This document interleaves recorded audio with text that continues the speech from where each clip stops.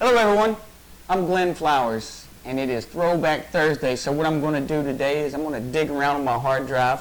I found a video from a long time ago, back when I was still rocking the old silver Dodge.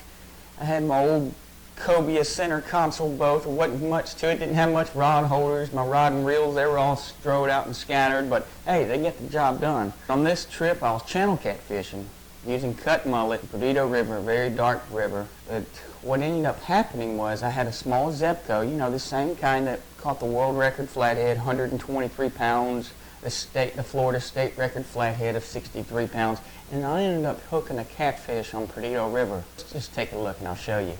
Come on.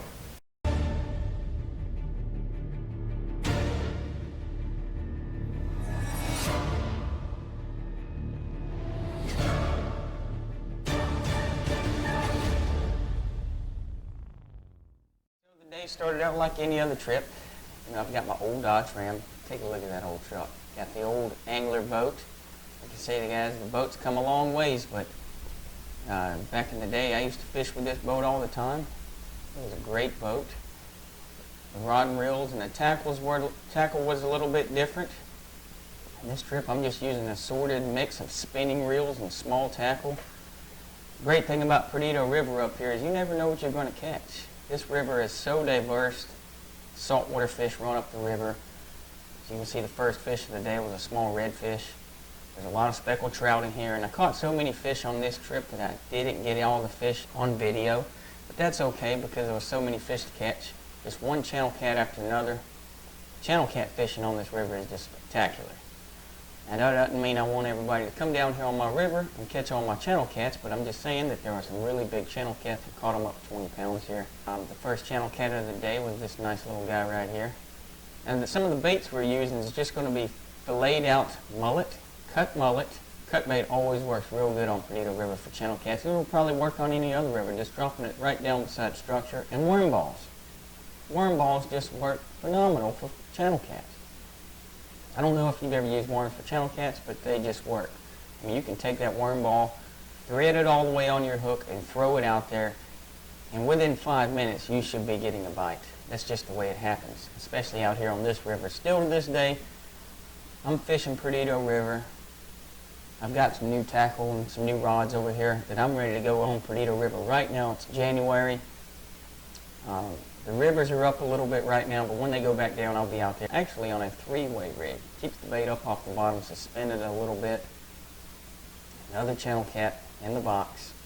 The river's just full of channel cat. You can see back there my custom rod rack, PVC.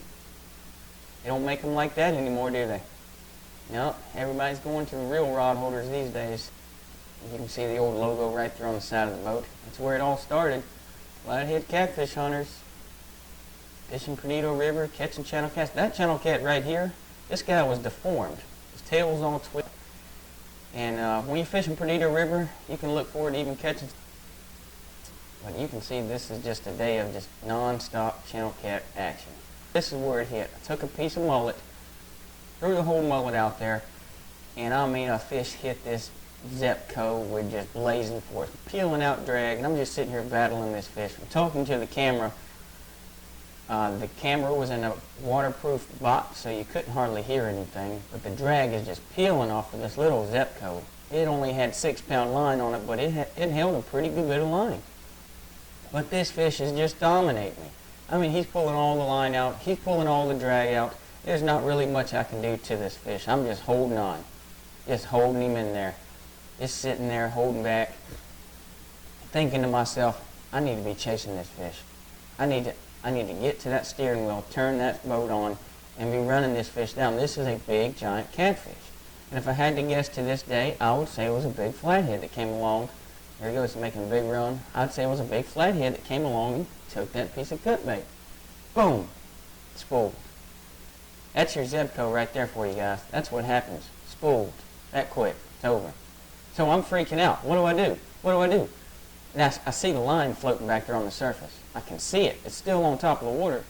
So I'm looking at this line thinking, clear the rods. Get the rods in. Let's get the rods in. Quickly, quickly, quickly. Faster, faster, faster. Get the rods in. Get them all in. Get them all in. Untie the boat. Untie it. throw the lines, get that freaking boat in gear, turn it on, and run it down. Now what I'm doing, I'm running the line down. I can see the line on the surface. It's back there just floating on the top, floating on top of the water. So what I do is I back down on it. I can see the line, it's still there. Reach down, grab the line, and the fish is still there. Picking up the slack, and there he is.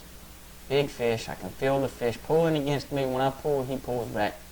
Run the line in my hand. This is getting dangerous now, guys. We've got a big fish on monofilament, but it's not going to last. The fish, he eventually finds a stump to get under, and you know, just trying to manhandle a fish of this size on 6-pound line. It's just not going to work out in your best interest. I've got him on and working, and just like that, he's gone.